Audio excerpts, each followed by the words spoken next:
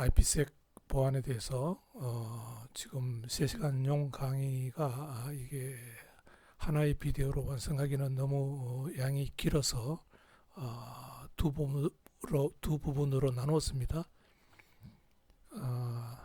이 비디오는 두 번째 부분 파트 2에 관한 내용이 되겠습니다. 먼저 두 번째 파트에서는 IPsec 처리의 그 인증에 대한 부분인 Authentication Header AH에 대해서 살펴보고, 그 다음에 이어서 암호화 비밀성 부분인 ESP에 대해서 살펴보겠습니다. 그 다음에 보안 시스템의 핵심인 키 매니지먼트에 대해서 특별히 IPsec에서는 IKE라고 부릅니다. IKE 키 매니지먼트에 대해서 살펴보고, 그 다음에 마지막으로 IPsec에서의 몇 가지 문제점에 대해서 살펴보도록 하겠습니다. 오센티케이션 헤더 처리를 하면은 제공되는 서비스가 인테그리티, 즉 전체 패킷의 내용이 뭔가 변경되지 않았다 하는 부분이 해결이 되고요.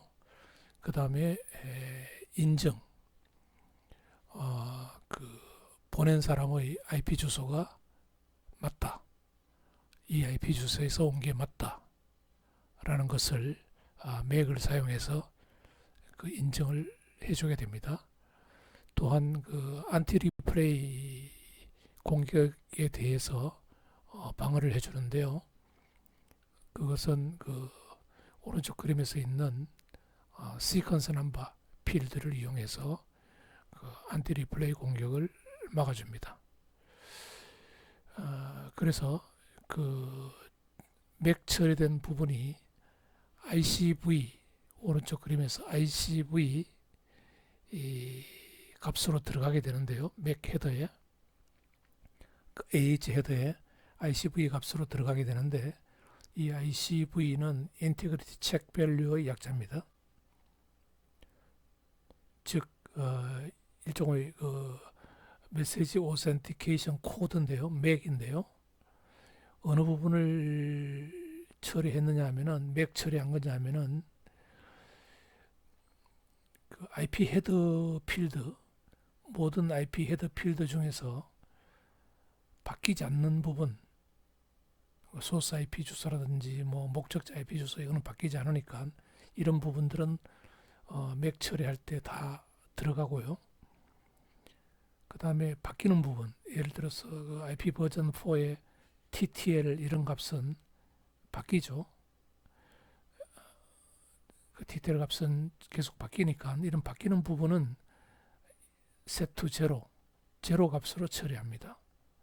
그러니까 맥 코드를 만들 때 바뀌는 부분은 제로로 처리하고 만듭니다. 그 다음에 역시 AH 헤더의 ICV는 아직 만들기 전이기 때문에 이것도 제로 값으로 해서 맥 값을 만들게 됩니다.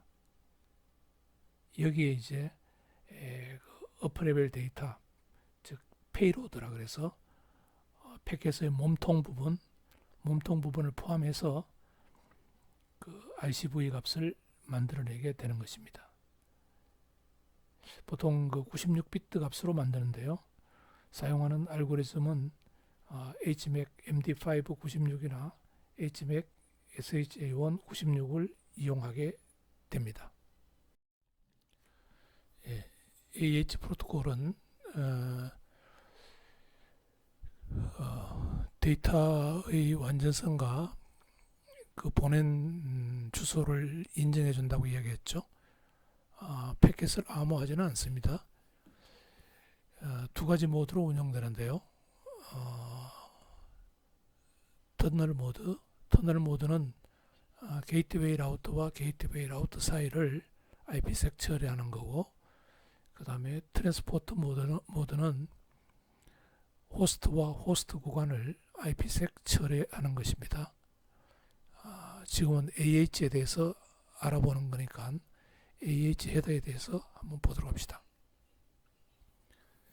아래 부분에 녹색 부분으로 쳐져 있는 부분이 원래의 패킷입니다. 그러니까 IP 헤더와 TCP 페이로드로 이렇게 이루어져 있는 그런 부분인데요. 그 부분을 터널 모드에서는 바로 위에 처럼 터널 모드에서는 그 오리지널 패킷 부분이 그냥 그대로 들어갑니다. 뒷부분에 그냥 그대로 들어가고 앞부분에 그 IP 헤더, new IP 헤더를 하나를 더 갖다 붙여주고 그 다음에 익스텐션 헤더를 넣어주고 그 중요하지 않으니까 익스텐션 헤더는 그냥 여러분들이 좀 무시해도 되겠습니다. 그 다음에 오센티케이션 헤더 AH 부분을 여기에 집어넣어 줍니다. 그래서 여기 AH에 뭐 시퀀스 넘버라든지 SPI라든지 ICV 값이 여기에 들어가게 되는 것입니다.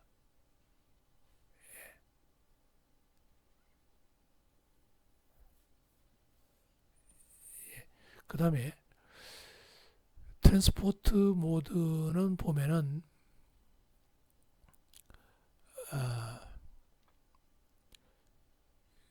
그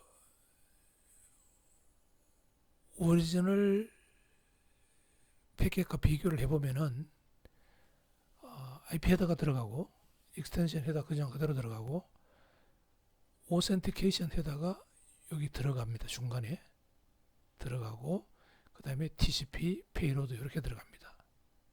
그래서 그 오센티케이션 헤더에 ICV 값이 들어가는데 그 ICV 값은 전체 부분을 HMAC 한 값이 되겠습니다.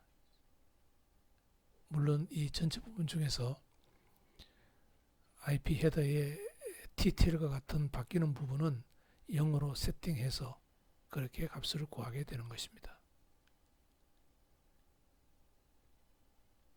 다시 그 터널 모드에서도 그 오센티케이션 헤더를 구할 때 ICV 값을 구할 때 전체 부분에 대해서 HMAC 함수를 통과시켜서 그 ICV 값을 구하게 됩니다.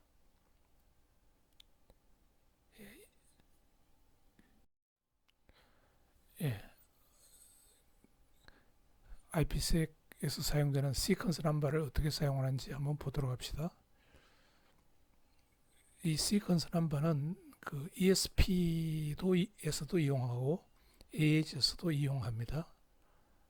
어느 곳이든지 IPsek은 모두 다 이용합니다. 그 안티 리플레이 공격을 막아주기 위해서 사용되는 부분이고 그 시퀀스 넘버는 32비트로 구성이 됩니다. 초기값은 0이고요. 그 패킷을 하나씩 내보낼 때마다 1씩 증가하게 됩니다. 그 다음에 SA가 새로 만들어지면 다시 0부터 다시 시작합니다. 그래서 그 시퀀스 넘버는 AH나 ESP나 맥 값에 의해서 보호가 됩니다. 맥 값에 의해서. 이 시퀀스 넘버를 누가 고치면은 그 맥 체크해서 완전성 체크해서 이게 발각이 되게 돼 있기 때문에 시퀀스 넘버 값을 해커가 고칠 수가 없습니다. 고치면은 발각이 바로 되게 돼 있습니다. 그 다음에 이 ESP 모드를 이용할 때도 시퀀스 넘버는 암호화되지 않습니다. 그냥 그 완전성 체크만 이루어집니다. 누가 고쳤는지 안 고쳤는지 그것만 확인되게 됩니다.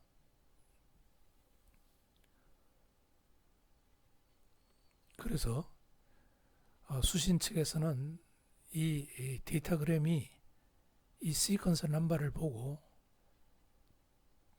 제 시간이 들어왔는지 또는 리플레이 공격을 하고 있는지를 윈도우 메커니즘을 이용해서 확인을 합니다. 윈도우는 보통 64, 그러니까 패킷이 일씩 증가하는데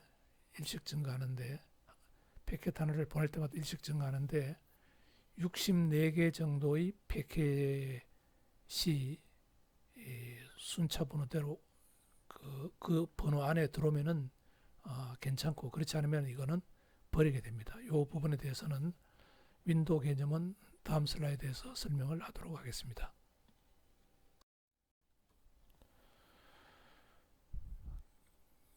수신된 패킷을 처리함에 있어서 시퀀스 넘버를 어떻게 체크하는지 보도록 합시다.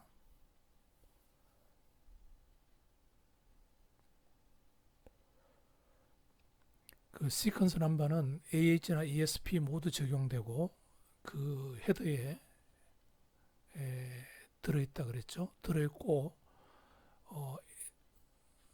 그 보내는 쪽과 받는 쪽 SA에서도 현재 시퀀스 넘버가 몇 번이고 또 이게 어떻다는 것을 관리를 하고 있습니다. 그래서 그 시퀀스 넘버가 한번 받았던 것을 또 다시 받게 되면은 이것은 리젝트를 시킵니다. 리젝트를. 그 개념이 그 슬라이딩 윈도우 개념으로 동작하는 그 안티 리플레이 메커니즘인데요.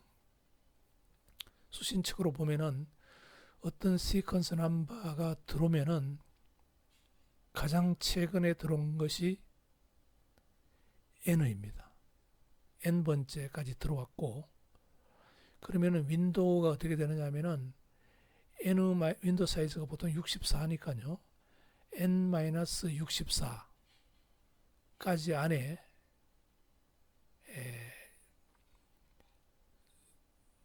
들어온 패킷 중에서 지금 그 시퀀스 넘버가 들어왔으면은 그게 회색으로 칠해져 있는 부분입니다. 그 윈도우 안에 아직 들어오지 않았으면은 흰색입니다. 언마크드 해가 흰색입니다. 근데 그 윈도우 안에 들어온 패킷의 현재 들어온 패킷의 시퀀스 넘버가 그 윈도우 안에 언마크드 되어 있는 것이 들어왔으면은 그거는 받아줍니다. 그렇지만은 그 윈도우 안에 벌써 이미 마크드 된 거, 즉 들어온 것이 다시 들어오면은 버리게 됩니다. 그거는 리플레이 공격으로 보고 버리게 됩니다. 그래서 또 그 윈도우 오른쪽으로 어떤 시퀀스 넘버가 들어오면은 그 윈도우가 가장 최근에 들어왔던 그 시퀀스 넘버 부분이 회색으로 칠해지고 마크도 처리되고 윈도우가 그걸 기준으로 오른쪽으로 시프트를 하게 됩니다. 이런 식으로 그 슬라이딩 윈도우 개념으로 그 윈도우를 잡아놓고 그 윈도우 안에서 이중으로 들어오는 것들은 리젝트를 시킵니다. 그러면서 윈도우를 오른쪽으로 계속 가장 최근의 시퀀스 넘버에 따라서 윈도우를 오른쪽으로 이렇게 이동시켜 가면서 그 처리를 하게 되는 것입니다. 즉 인바운드 패킷에 대해서 윈도우 메커니즘을 이용해서 리플레이 공격을 막아주는 개념인데요. 이 개념은 그 윈도우 안에 이중으로 들어오는 것, 그런 것들을 버리는 그러한 것을 수행하게 되는 것입니다. 다음으로 ESP에 대해서 보도록 합시다. ESP는 이게 지금 3계층 이야기를 하고 있기 때문에 4계층 부분에 대해서 비밀성을 제공해 주는 것입니다. 그 다음에 터널 모드 일부분에 대해서는 그 트래픽 플로우 컨피덴셜리티도 부분적으로 제공을 해줍니다. 그 다음에 옵셔널하게 그 데이터 오리진 오센티케이션 또 처리를 해줍니다. 그 부분이 뭐냐 하면은 이 그림은 그 전체의 그 IP 패킷 형태를 보여주고 있습니다. 보면은 그 주황색으로 칠해져 있는 부분이 그 페이로드입니다. 페이로드. 그러니까 4계층 이상 헤더와 정보를 담고 있는 부분인데요. 이게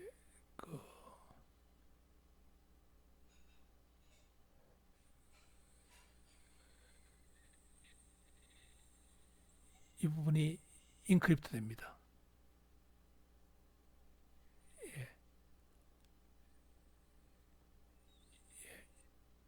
페이로드 부분을 전체를 인크립트 시킵니다. 그 다음에 앞에 오리지널 IP 헤더가 들어가고 SPI 시퀀서 넘버가 들어가고 그 다음에 인테그리티 체크 밸류 부분이 들어갑니다. 이게 이제 옵션이라는 건데 데이터 오리진 오센티케이션을 제공하는 그 부분이 사용될 수가 있습니다.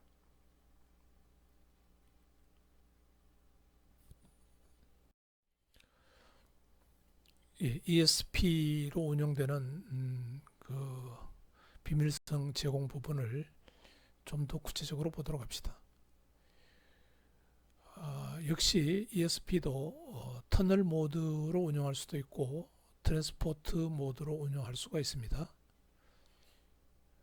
터널 모드는 게이트웨이와 게이트웨이 사이, 트랜스포트 모드는 호스트와 호스트 사이입니다.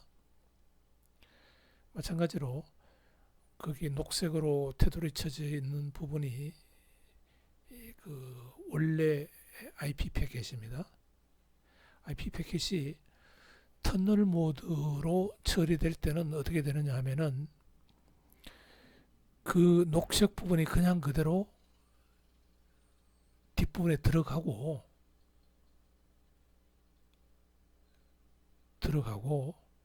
거기에 앞뒤로 ESP 헤더와 ESP 트레일러가 붙습니다. ESP 꼬리 부분이 붙고 그 다음에 뒤에 ESP 오센티케이션 이 부분이 들어갑니다. ESP 오센티케이션 이게 ICV 부분이 들어갑니다. 여기에 그러니까 이 인증 처리를 할 수가 있는 거죠. ESP도 인증 처리를 할 수가 있는 것입니다. 그 다음에 앞부분은 새로운 IP 헤더를 하나를 붙여줍니다.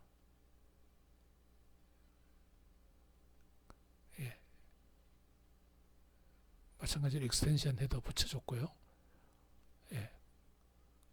그리고 ESP 헤더가 붙습니다. 터널 모드에서는.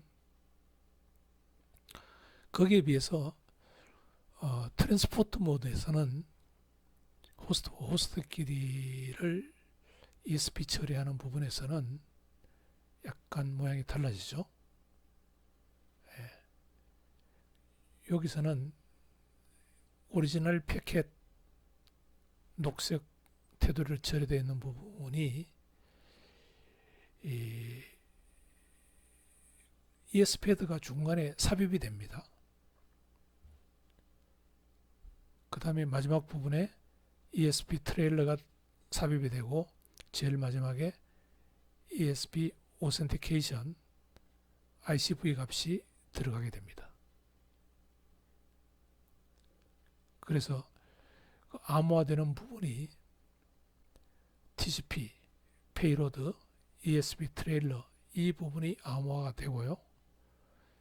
그 다음에 ESP 헤더에서 시작해서 ESP 트레일러까지 이 부분이 HMAC을 통과시켜서 ESP 오센티케이션에 들어가는 ICV 값을 계산해서 거기에 붙여주게 됩니다. 그래서 ESP 프로토콜은 패킷을 암호화해서 비밀성을 제공하는데 그 목적이 있고, 추가적으로 가장 뒤에 ESP 오센티케이션 파트를 붙여서 인증 및 선택적인 완전성 서비스를 제공합니다. 예, 한번 이야기한 내용인데요. 암호화 그 다음에 인증 알고리즘은 DS, AES, RC4 이런 것들이 암호화에 이용되는 알고리즘이고, 오센티케이션 쪽에 이용되는 알고리즘은 HMAC, MD5, SHA1을 이용해서 96비트의 그 메시지 다이제스트 값을 만들어서 이용하게 됩니다. 다음으로 IPsec 프로토콜 슈트 중에서 가장 중요한 부분 중에 하나인 IKE 키 매니지먼트에 대해서 다루도록 합시다. 현재 최종적으로 사용되고 있는 것은 IKE 버전 2입니다. IKE V2 2004년 9월 23일 이후로 IETF 인터넷 엔지니어링 태스크 포스에서 이 권고안을 만들어냈습니다. 그래서 쭉 사용되고 있는데요. 이 IKE 버전 2는 원조가 딥헬만 키 익스체인지입니다. 1976년도에 개발되었던 디피와 헬만에 의해서 개발되었던 이 기술이 이 IKE 버전 2의 원조 기술입니다. 이 딥헬만은 그 인증 부분이 상당히 약했는데요. 그것을 보완해서 결국은 오클리가 됐고, 그 다음에 미국 내셔널 시큐리티 에이전시에서 개발한 ISAK-MP가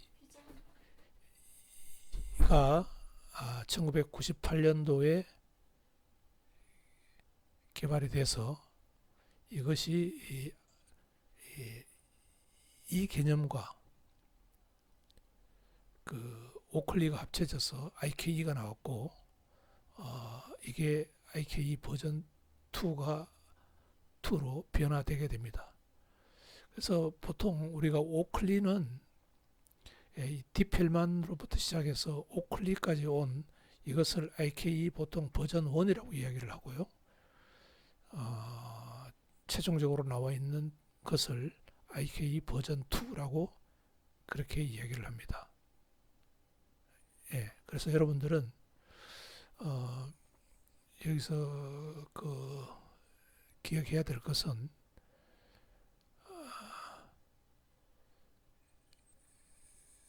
딥헬만 1970년도에 나온 딥헬만, 그 다음에 1998년도에 나온 ISAK-MP, 그 다음에 1998년도에 나온 오클리는 딥헬만에서 발전해 왔죠. 그래서 이 오클리 개념이 참고돼서 IKE 버전 1이 만들어지고, 그게 시스코에서 만들었습니다. 1998년도에. 그 다음에 이것이 발전해 가지고 IKE 버전 2, 즉 그 IETF에서 최종적으로 그 권고안을 만들어낸 것이 되겠습니다. 먼저 IKE 버전 1인 오클리에 대해서 한번 보도록 합시다.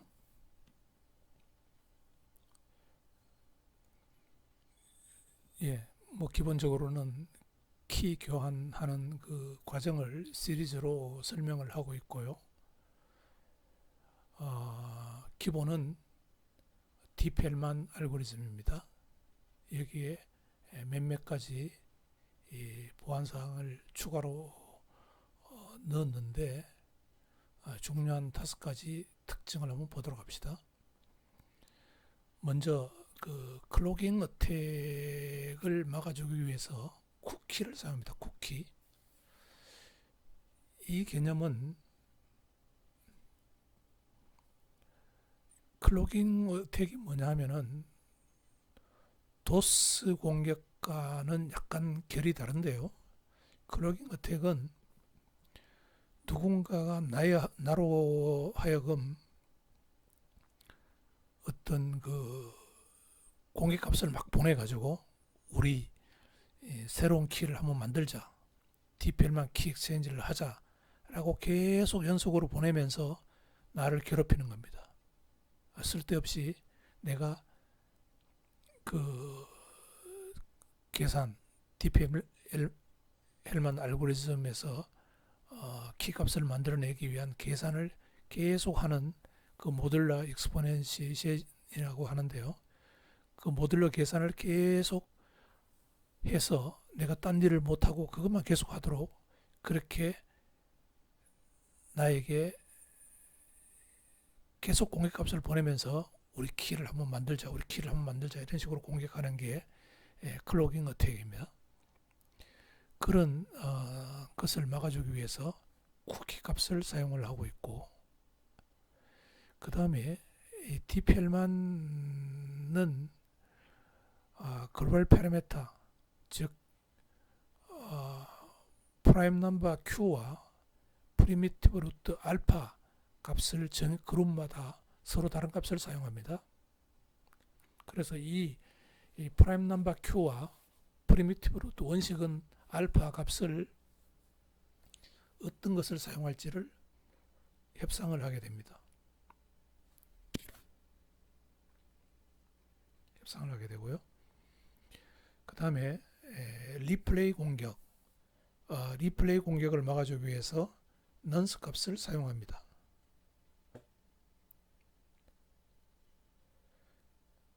그 다음에 당연히 디펠만 알고리즘을 사용하기 때문에 여러분들이 디펠만에서 배운 알파의 XA승 모드 Q 뭐 이거 배웠죠? 그 공개값 그것을 서로 교환합니다. 그 다음에 맨인 미들 어택을 방지하기 위해서 어떤 인증도 포함되어 있습니다. 이렇게 한 5가지의 그런 특징을 가지고 있는 것이 오클리의 특징이 되겠습니다.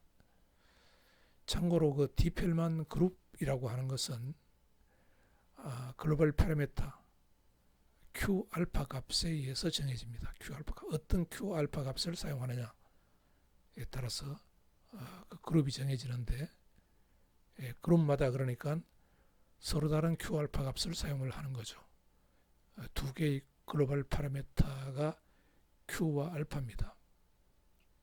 그래서 각 그룹은 그 Q 알파 값과 그 다음에 알고리즘, 사용할 알고리즘을 정의를 하고 있습니다. 이 그룹에서. 그 디펠만은 통상적으로 여러분들이 배웠던 그 계산 모듈러 익스포넨셜 컴퓨팅 계산 기술을 이용해서 뭐 알파 XA승 모드 Q 뭐 있죠. 그 식을 이용해서 디펠만 알고리즘이 계산을 하게 되는 것입니다. 그러면은 그 IKE 버전 1을 좀 더 구체적으로 보도록 합시다. 6단계로 이루어지는데요. 아래 그림과 같이 한번 보도록 합시다. 메시지 1이 먼저 이니시에이터, 지금 터널 모드 설명을 하고 있는데요. 게이트웨이 라우터 0가 게이트웨이 라우터 1 사이에 그 SA를 만드는 과정입니다. 키 교환을 해서 SA를 만드는 과정인데, 메시지 1이 SA 프로포잘 단계입니다. SA 프로포잘 메시지는 아래 그림 보면은 Hello, I am router 0.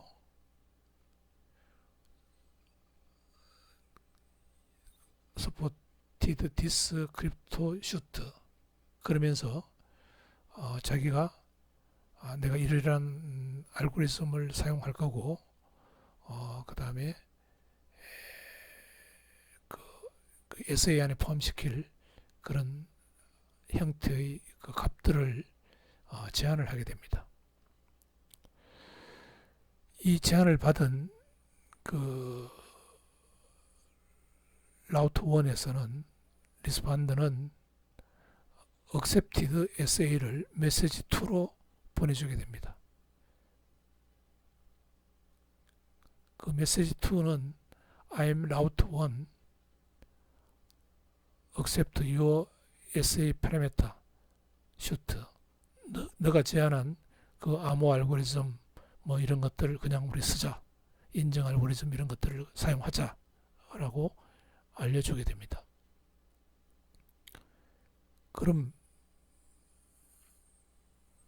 라우터 0는 메시지 3를 보냅니다. 이 메시지 3가 그 디펠만 퍼블릭 밸류 공개값과 리플레이 어택을 막아주는 난스 값을 보내주게 됩니다. 그래서 퍼블릭, 여기서는 키라고 했는데 아직 키는 아니고요. 퍼블릭 밸류 값이 우리가 배웠던 대로 하면은 Q의 XA승 알파의 XA승 모드 Q, 이걸 보내주게 됩니다. 이걸 받은 라우터 1은 메시지 4로서 자신의 공개값 알파의 XB승 모드 Q를 보내주게 됩니다.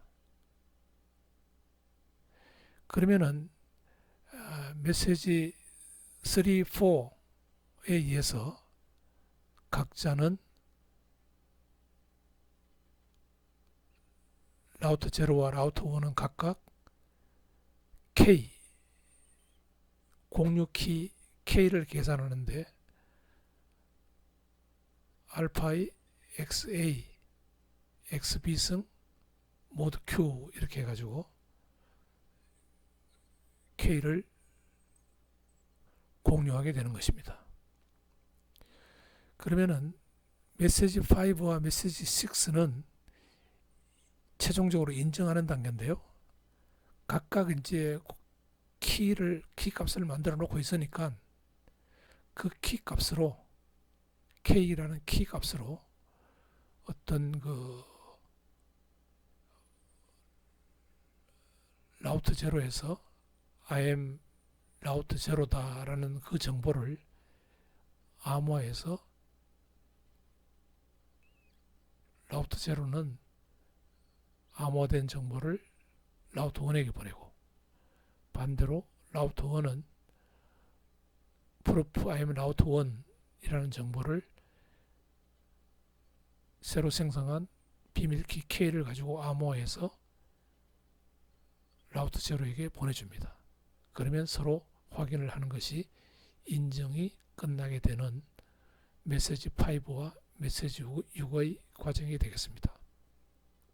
그래서 따지고 보면은 이 IKE 버전 1에서는 메시지 1, 2 서로 사용할 암호화와 인증에 사용할 알고리즘을 서로 합의를 보는 과정이고, 3, 4는 메시지 3과 4는 그 공개값을 서로 DPL만에서 서로 주고받는 공개값을 서로 교환하는 과정입니다.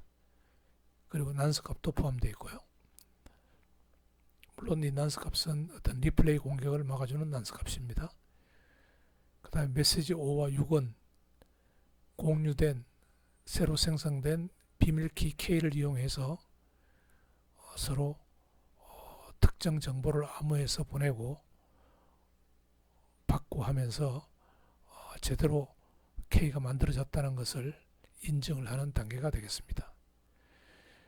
이 과정을 거쳐서 라우트 0와 라우트 1은 터널 모드 운영에 필요한 SA를 공유를 하게 되는 것입니다.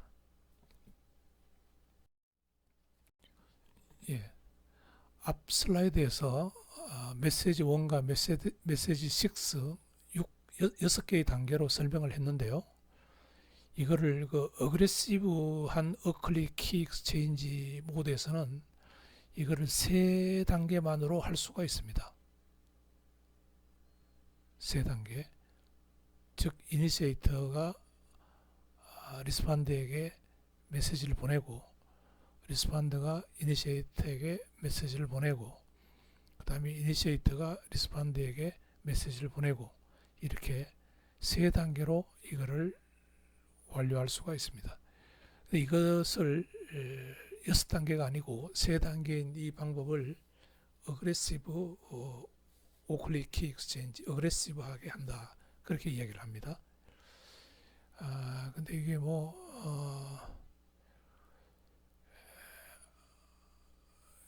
잠깐 밑에 노테이션을 보면은요, 여러분 이거 하나하나씩 그냥 외울 필요는 없습니다. 쿠키가 사용되고요. 그 다음에 그룹이 그 그룹 파라미터 Q 알파 값을 서로 사용할 것을 서로 제한하고요.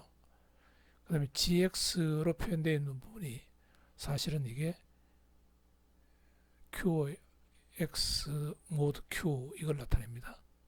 공개값이고요. 그 다음에 EHAO, EHAS 이게 제한하는 그 알고리즘을 의미합니다. 그 다음에 또 뭐 있나요? 그 다음에 NI, NR 이게 그 넌스 값을 이용하고 있고 그 다음에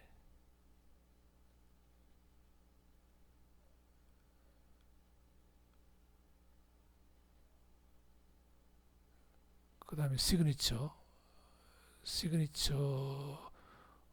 사용하는 것인데요. 이거는 조금 이거는 확실하지 않습니다. 전자서명을 그 유도된 키를 사용해서 암호해서 보내는지 아니면은 공개 키를 가지고 전자서명을 하는지는 확실하지 않습니다.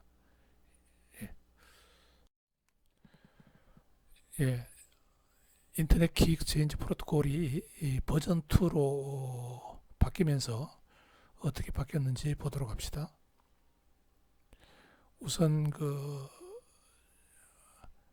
빨간색 테두리로 쳐져 있는 아랫부분을 보면은 IKE 버전 2는 그 IKE 버전 1을 좀 간략화했기 때문에 IKE 버전 1만큼 그 키를 교환하는데 메시지들이 복잡하지 않습니다.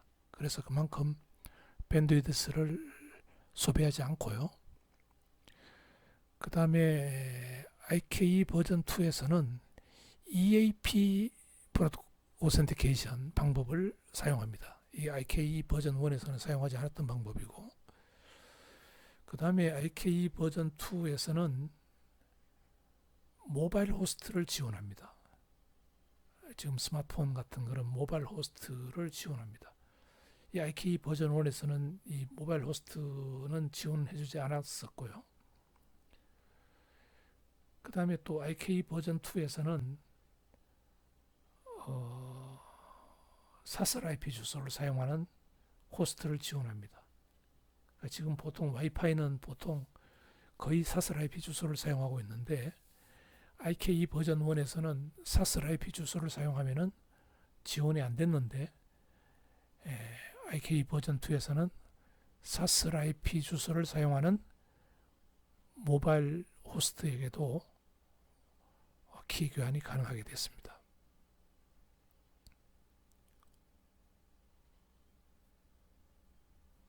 그 다음에 IK 버전 2에서는 지금 그 어떤 터널 모드로 이용할 때 터널이 계속 살아있는지 죽었는지 그것을 체크할 수 있는 기능이 들어있고 IK 버전 1에서는 그러한 체크 기능이 없습니다. 그래서 이 각각 이 다섯 가지의 차이점들이 구체적으로 어떻게 다른가, 어떻게 해서 이러한 것들이 가능한가 하는 것은 그거는 전문가들 수준에서 알아야 될 내용이고 여러분들은 대략적으로 이러한 내용이 IK 버전 2에서 달라졌다. 이것만 이해해도 되겠습니다. 자, 그런 상태에서 이 IK 버전 2에서는 그림에서 보듯이 SA가 두 가지 종류가 SA가 만들어집니다. 물론 최종적으로는 IPsek에서 사용할 SA가 만들어져야 되지만은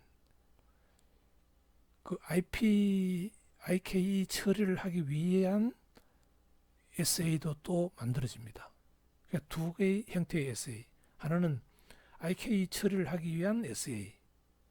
그 다음에 일반 트래픽을 일반 아웃바운드, 인바운드 패킷을 IPsec 처리하기 위한 SA. 그렇게 두 가지 형태의 SA가 만들어지는 것입니다. 그래서 첫 번째 부분을 보면은 IK SA 이니셜 익스체인지를 보내고 상대방에서 IK SA 이니셜 익스체인지를 서로 주고받으면서 그 IK SA가 만들어집니다.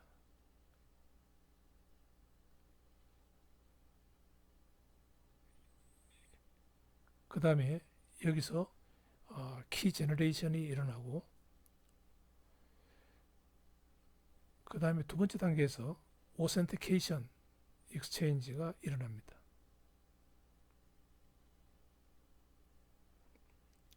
이때 그 IPsec SA가 완성이 됩니다.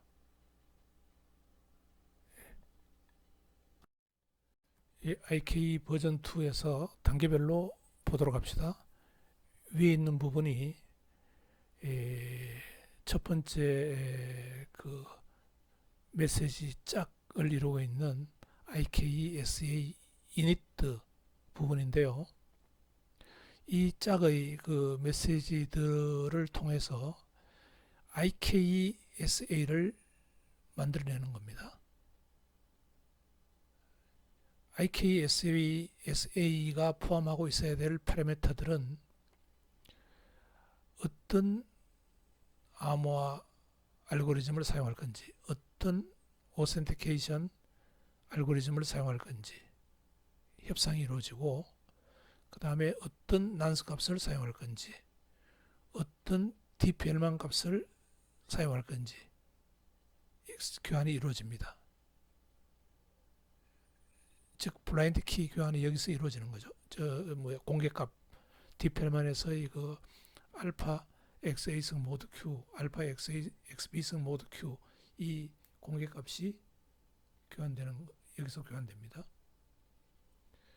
그러면은 이 IK SA init 이 짝의 교환으로 인해서 양쪽은 키 머티리얼을 공유하게 됩니다. 쉐어드 키 머티리얼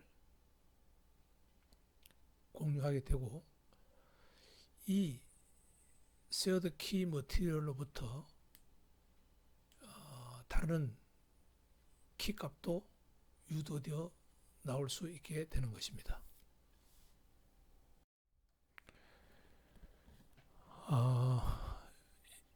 IKE 버전 2 이니셜 익스체인지는 IKE-SA 이니트와 IKE 오센트 익스체인지로 나누어 볼 수 있는데, 이미 그 IKE-SA 이니트 익스체인지 이야기는 앞 슬라이드에서 했지만은 다시 한번 보도록 합시다. 뒤에 IKE 오센티케이션 익스체인지에서 일어나는 일과 구분을 해야 되기 때문에 다시 한번 보도록 합시다. 첫 번째 익스체인지에서, 즉 IKE-SA 이니트 익스체인지를 이야기하는 것입니다. 위에서 1번과 2번은 그게 이제 그 메시지들은 UDP 방식으로 전송이 되고 포트 넘버는 500번을 이용한다는 뜻입니다. 포트 넘버 500번 정해져 있습니다. 500번 포트를 이용하도록. 그래서 그 two peers exchange information concerning cryptographic algorithm and other security parameters they are willing to use along with nonce development values.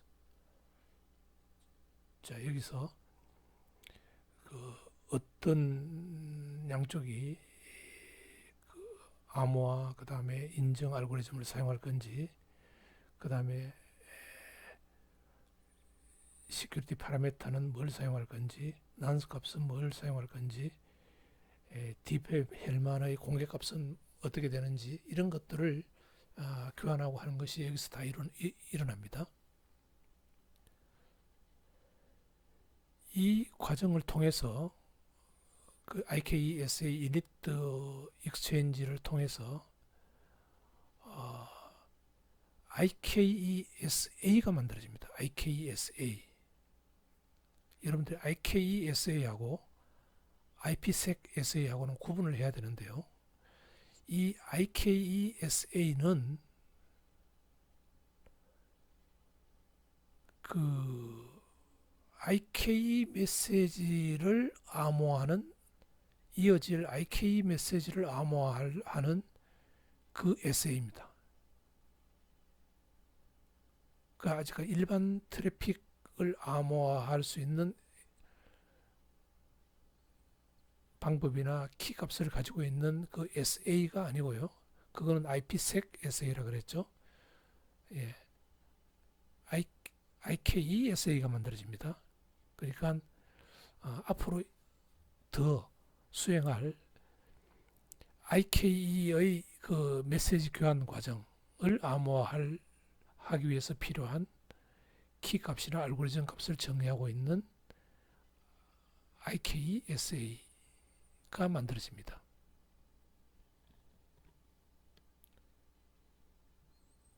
그 이야기죠. Thus, all subsequent IKE message exchanges are protected by encryption and message authentication. 그러니까 다음에 일어나는 인터넷 키 익스체인지를 위한 메시지 교환들이 이 IKE-SA가 가지고 있는 정보들에 의해서 암호화되고 인증 처리되는 것입니다. 그 다음에 세컨드 익스체인지가 끝나야지만이 IPsec SA가 정식으로 만들어집니다.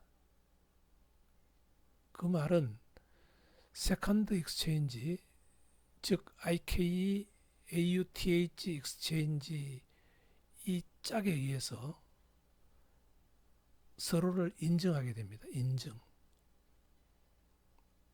인증하게 되고, 인증이 끝나면은 드디어 IPsec SA가 만들어집니다. 그 IPsec SA는 IKESA 이니트에서 만들어졌던 그 값에 서로 교환되었던 값에 기반해서 IPsec SA가 만들어집니다. 그러니까 IPsec SA는 인증이 끝난 후에 만들어진다는 거죠. 그렇지만은 그 SA를 만들기 위해서 서로 주고받았던 정보는 IKESA 이니트 단계에서 서로 교환이 일어났습니다. 여러분들이 혼동하면 안 됩니다. 인증이 끝나고 난 뒤에 드디어 IPsec SA가 만들어지고 이것이 SADB 속으로 집어넣어서 보관하게 되는 것입니다. 그래서 여기서 이제 난 IKE라고 했는데 어떤 그 IKE를 위한 키 익스체인지를 위한 메시지 교환에 사용되는 것이 아니고 일반 트래픽, 일반 아웃바운드, 인바운드 트래픽을 IPsec 처리하는 데 필요한 SA가 IPsec SA라는 이름으로 만들어지게 되는 것입니다. 그래서 이 네 가지 이 메시지, 즉 IKESA Init Exchange 2개, 1번, 2번, 그 다음에 IKE AUTH Exchange 2개, 3번, 4번, 이 네 개의 메시지는 IPsec SA를 만들기 위해서 꼭 필요한 과정인 것입니다. IKE 버전 2에서는 IKE 과정에서 추가적인 메시지 교환이 일어날 수 있는데 Create Child SA Exchange 과정이 추가적으로 일어날 수가 있습니다. 만약에 여러 개의 IPSA가 필요할 수가 있습니다. 여러 개의 IPsec SA가 그러면은 이 여러 개의 SA를 추가적으로 만들기 위해서 Create Child SA Exchange 과정이 일어날 수가 있게 되는 것입니다. 여러 개의 SA가 필요할 때. 그래서 이것은 한번 읽어볼까요? Create Child SA Exchange can be used to establish further SAs for protecting traffic. 일반 트래픽, 난 IKE 트래픽이라고 이야기하는 아웃바운드 되고 인바운드 되는 트래픽을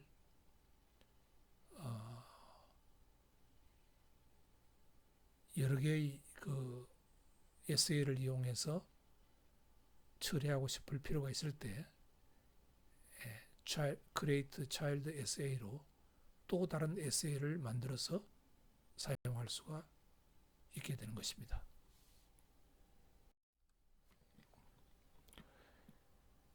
IPsek을 마치면서 몇 가지만 그 지적을 하고 넘어가도록 합시다. 이 IK는 UDP 통신으로 이루어집니다. UDP 통신. 그래서 unreliable하고 파이어월에서 차단시켜버리는 곳이 많습니다. 파이어월에서. UDP는 파이어월에서 걸려버리는 곳이 많습니다. 그래서 그 IPsek과 파이어월을 같이 이용하기 위해서는 좀 문제가 생길 수가 있습니다.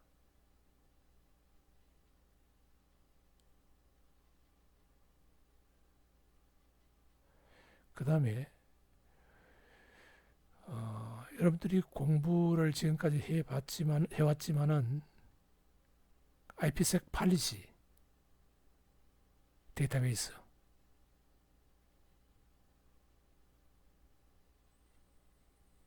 이걸 관리하는 것이 그게 보통 어려운 문제가 아닙니다. 그러니까 어떤 IP 주소, 송신자 IP 주소, 수신자 IP 주소, 그 다음에 어떤 트래픽, 어떤 트랜스포트 레이어 프로토콜을 사용하는 이런 류들의 패킷은 중요하니까 IPsec 처리를 하고, 그때는 어떤 SL을 사용하고, 또 이런 류의 트래픽들은 별 중요하지 않으니까 IPsec 처리를 안 해도 되고, 이런 것들을 관리를 해야 되는데 그것이 생각만큼 쉽지가 않습니다. 똑부러지게 명확하게 이렇게 처리하라, 저렇게 처리하라 하기가 쉬운 것이 아닙니다. 예, 그렇게 되니까 그 IPsec에 대해서 다큐멘테이션이 그 아주 구체적이지 않으니까 그걸 구현하는 사람 입장에서도 힘드는 일이죠. IPsec을 사용하려고 하는 사람 입장에서도 힘드는 일입니다. 아무튼 그렇습니다. 예, 5월 5일, 5월 7일 3시간 분량의 강의를 파트 1, 파트 2를 통해서 모두 마칩니다. 이 강의를 통해서 인터넷 프로토콜에서 그 IP 패킷을 암호화할 필요가 있겠다. 그래서 IP 시큐리티를 어떻게 해야 되는지 전반적으로 살펴봤고, 특히 그 IPsec 시큐리티를 처리를 할 때 어려운 문제인 팔리시, 어떤 류의 IP 패킷을 IPsec 처리하고 어떤 거는 처리하지 않고 뭐 그런, 그 다음에 어소시에이션, 그때 어떤 어떤 알고리즘을 사용할 것인지 하는 것을 명시하는 그런 부분들, 어소시에이션, 이런 부분을 어떻게 하는지 살펴봤습니다. 그래서 그 SPD, SAD를 기반으로 해서 아웃바운드 패킷을 처리하는, IPsec 처리하는 것과 인바운드 IPsec 패킷을 디코딩하는 그러한 방법을 알아봤고요. 그 다음에 두 가지 모드, 오센티케이션 헤더, 인증하기 위한 거죠. 그 다음에 인캡슐레이팅 시큐리티 페이로드, 비밀성을 제공하기 위한 거죠. 이게 모두 다 레이어 3, 즉 네트워크 레이어, IP 계층에서 어떻게 암호화하느냐 하는 문제죠. 특히 터널 모드와 게이트웨이와 게이트웨이 사이, 즉 라우터와 라우터 사이에서 일어나는 터널 모드와 호스트와 호스트 사이에서 일어나는 트랜스포트 모드, 이 두 가지 모드에 대해서 각각 AH, ESP가 어떻게 운영되는지를 우리가 살펴봤습니다. 마지막으로 그 보안 시스템에서 가장 핵심이라고 할 수 있는 키 매니지먼트 과정을 IKE 버전 1과 IKE 버전 2를 나누어서 우리가 살펴봤습니다. IKE 버전 2 같은 경우에 우리가 좀 더 상세하게 이해를 하려고 하면은 이게 또 너무 복잡해집니다. 그래서 학생 여러분들은 이 정도로 이해를 해도 충분하다고 그렇게 생각이 됩니다. 예, 지금 이제 IP 계층까지 끝났고요. 보안 시스템이. 다음번 강의는 이제 계층 4 전달 계층으로 올라가서 SL, SSL, TLS에 대해서 이루어질 예정입니다. 예, 오늘 강의를 여기서 모두 마칩니다. 예, 감사합니다.